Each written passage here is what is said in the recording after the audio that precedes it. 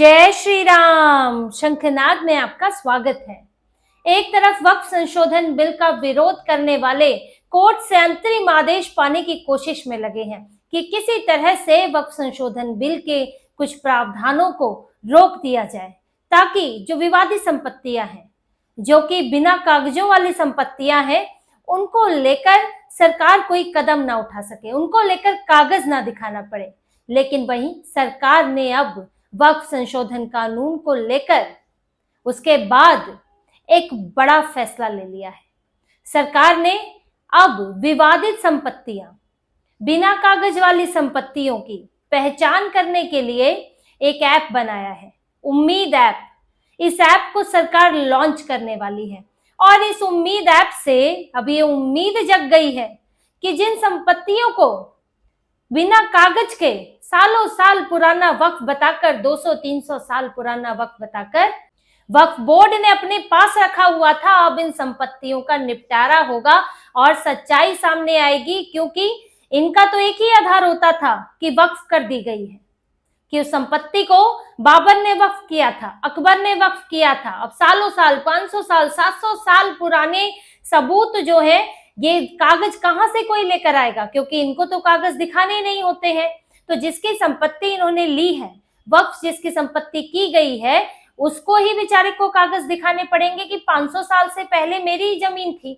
अब ये कोई कैसे कर पाएगा? इसलिए जमीनें वक्फ हो रही थी। लेकिन अब सरकार ने एक उम्मीद ऐप लॉन्च किया है। 6 जून को ये ऐप लॉन्च हो जाएगा और इस ऐप में वक्फ की सभी संपत्तियों का रजिस्ट्रेशन कराना होगा और रजिस्ट्रेशन कागज सहित होगा और उसमें आपको लोकेशन भी बतानी होगी कि कौन सी संपत्ति है, वो कहां पर है।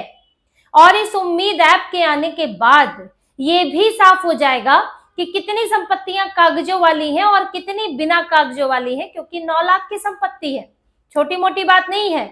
9 लाख संपत्तियां हैं वक्फ बोर्ड के पास और जिसमें से बताया जाता है 4,80,000 के तो कागज ही नहीं है, विवादित चल रही है। तो अब ये भी साफ हो जाएगा कि कागज दो, रजिस्ट्रेशन कराओ, और रजिस्ट्रेशन अगर नहीं होगा तो फिर विवादित मानी जाएगी, फिर केस चलेगा कि ये किसकी है।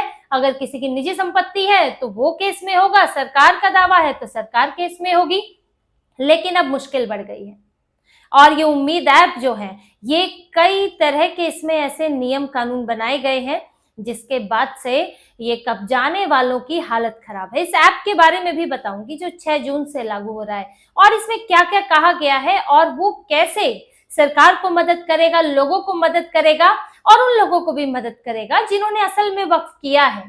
और ये वक्फ बोर्ड में जो लोग चाहते हैं कि सही तरह से काम हो, उन लोगों के लिए भी उम्मीद ऐप जो है वो फायदेमंद साबित होगा। लेकिन जो कब्जाने की प्रवृत्ति रखते हैं, कब्जाने की सोच रखते हैं, उनके लिए मुश्किल होगा। इस ऐप पर भी इसकी डिटेल जानकारी दूंगी, लेकिन पहले आप ये जानिए कि जो उम्मीद ऐप आया है इसका समय बहुत मायने रखता है।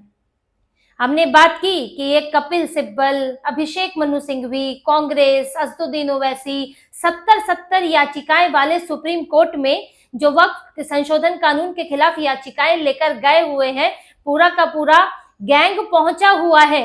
आखिर उनको भी ये उम्मीद ऐप जो है ये बिग झटके की तरह है, क्योंकि इन्होंने सुप्रीम कोर्ट में अंतरिम आदेश पाने की पूरी कोशिश की थी। इससे पहले जो सीजेआई थे, पहले सीजेआई संजीव खन्ना, उन्होंने तो लगभग अंतरिम आदेश दे ही दिया होता कि सरकार ने एफिडेविट में ऐसा जवाब दिया कि उन्हें भी सोचना पड़ा और फिर वो इस मामले से पीछे हट गए। सरकार ने याद दिला दिया था कि जो कानून संसद से पास हो जाता है उस पर अंतरिम आदेश नहीं लगता है, आप उसकी संवैधानिकता जांच सकते हैं, उसके एक एक प्रावधान पर अब अंतरिम आदेश नहीं दे सकते। तो इस पर संजीव खन्ना, पूर्व सीजेआई, उन्होंने खुद को मामले से अलग किया कि भाई मामला तो लंबा चलेगा और मेरी एक दिन की ही बेंच बची हुई है, सुनवाई बची है, फिर मैं आगे तो रिटायर होने वाला हूं, तो इसलिए उन्होंने मामला छोड़ दिया और मामला आ गया जस्टिस यानी कि नए सीजेआई BR गवई के पास। अब जब उनके पास मामला आया और उन्होंने सुनवाई की, 20, 21, 22 तारीख को सुनवाई हुई इसे लेकर, और उन्होंने अंतरिम आदेश पर फैसला सुरक्षित रख लिया और यहीं से मुश्किल खड़ी हो गई कपिल सिब्बल, अभिषेक मनु सिंघवी, कांग्रेस के लिए और all India Muslim personal law board के लिए, जो भी ये लोग लगे हुए थे कि किसी तरह अंतरिम आदेश पाले। क्योंकि देखिए, जो ये अंतरिम आदेश रोका गया, अंतरिम आदेश सुरक्षित रखा गया है सुनवाई के बाद, वो अब वेकेशन बेंच ने उसकी सुनवाई की थी। Justice B.R. गवई और जस्टिस जॉर्ज मसी, दो जजों की नई बेंच बनी थी। हालांकि पहले 3 जजों की बेंच थी जब जस्टिस संजीव खन्ना सुन रहे थे CJI। अब जो है 2 जजों की बेंच बनी और उन्होंने इस फैसले को सुरक्षित रखा। और अब ये फैसला पूरी वेकेशन तक, 49 दिन की छुट्टियां हैं सुप्रीम कोर्ट में, पूरी छुट्टियों तक 49 दिनों तक ये फैसला जो है अब सुरक्षित ही रखा रहेगा। और सरकार को इस बीच में लगभग 1.5 महीने का पूरा समय मिल गया कि वो उम्मीद ऐप लॉन्च करेगी और इसमें रजिस्ट्रेशन होंगे। ये भी सामने आएगा कि कौन रजिस्ट्रेशन करा पा रहा है, कौन नहीं करा पा रहा है, कहाँ कहाँ कमियां आ रही है। और सरकार के पास एक और आधार मिलेगा जब इसकी सुनवाई शुरू होगी अंतरिम आदेश को लेकर जो फैसला आएगा उसके बाद इसके प्रावधानों पर जब सुनवाई शुरू होगी, सरकार अपना एक और एफिडेविट दायर करेगी कि जो वक्फ बाय यूजर को लेकर जो इन लोगों ने पूरा जोर लगाया हुआ है कि वक्फ बाय यूजर को नहीं हटाना चाहिए। वक्फ बाय यूजर यानी कि जो इसको अगर इस्लामिक तरीके से इस्तेमाल हो रही है जमीन तो वो वक्फ हो गई।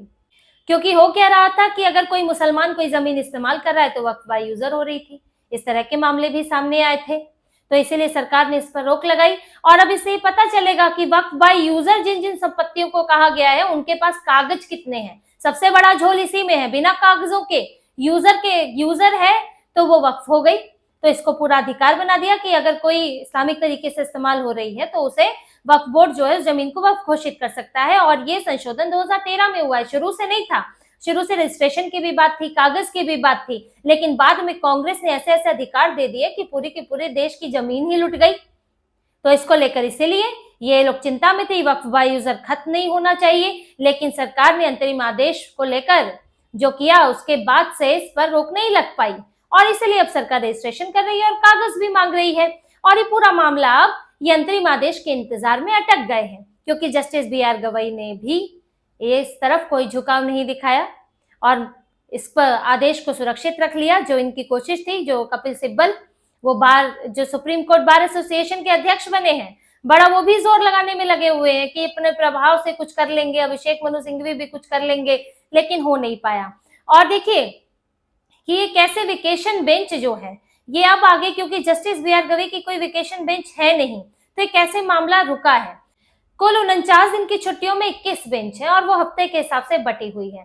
अब पहले हफ्ते में 26 मई से लेकर 1 जून तक कुल जो छुट्टियां हैं वो 26 मई से 13 जुलाई तक है। लेकिन पहले हफ्ते में justice B.R. Gavai, CJI B.R. Gavai और जस्टिस जॉर्ज मसी की बेंच थी। इनके अलावा 4 और बेंच है और सबका अपना दिन निर्धारित था कौन कौन से मामलों की सुनवाई करनी है।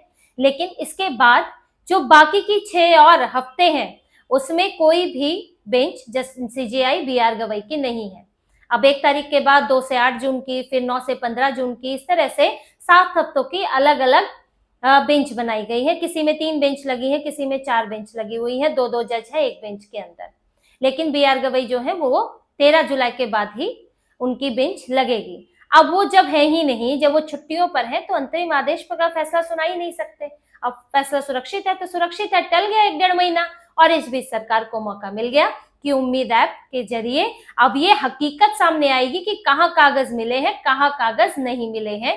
और सरकार ने जो हलफनामा दिया था सुप्रीम कोर्ट में, ये उसी का नतीजा है, जो सख्त रुख रखा और साफ बताया कि किस तरह से अगर अंतरिम आदेश आता है तो वो सरकार की यानी कि जो विधायिका है उसकी शक्तियों का उल्लंघन होगा। जो शक्ति संतुलन है विधायिका और न्यायपालिका के बीच में, वो संतुलन बिगड़ जाएगा। इसके बाद ही सुप्रीम कोर्ट में जो झुकाव दिख रहा था, जो वक्फ बोर्ड संशोधन कानून के खिलाफ जो एक तरह से रुख दिख रहा था, उसमें बदलाव आया और अंतरिम आदेश ठंडे बस्ते में जाता हुआ दिखा है। अब ये उम्मीद ऐप देखिए किस तरह से मदद करेगा। इस उम्मीद ऐप को लेकर क्या क्या नियम है आप वो जानिए।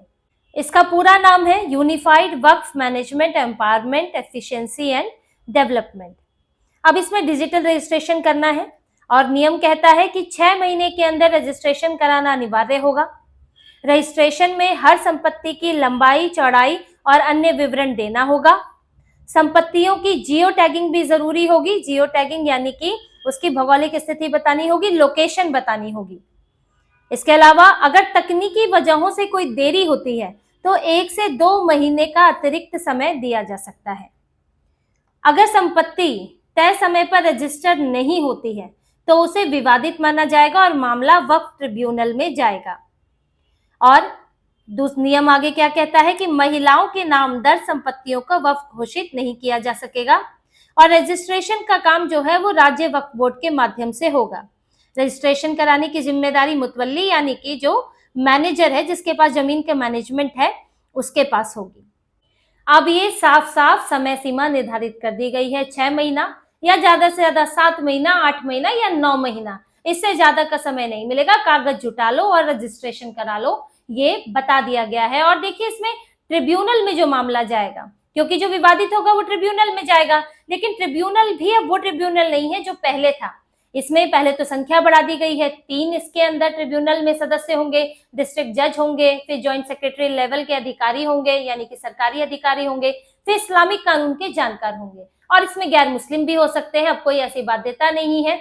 और डिस्ट्रिक्ट जज जो है वो एक तरह से न्यूट्रल व्यक्ति के तौर पर होंगे। तो यहाँ पर न्यूट्रल तरीके से अब फैसला हो सकता है। पहले ये होता था ट्रिब्यूनल में जो मामले जाते थे वो 99% मामलों में वक्फ बोर्ड के पक्ष में ही फैसला जाता था। तो बहुत सारी चीजें इससे सामने आएंगी, नया डेटा सामने आएगा। जो 4,80,000 विवादित जमीन की बात हो रही है वो उतनी ही है या उससे ज्यादा है या उससे कम है, ये भी सामने आएगा।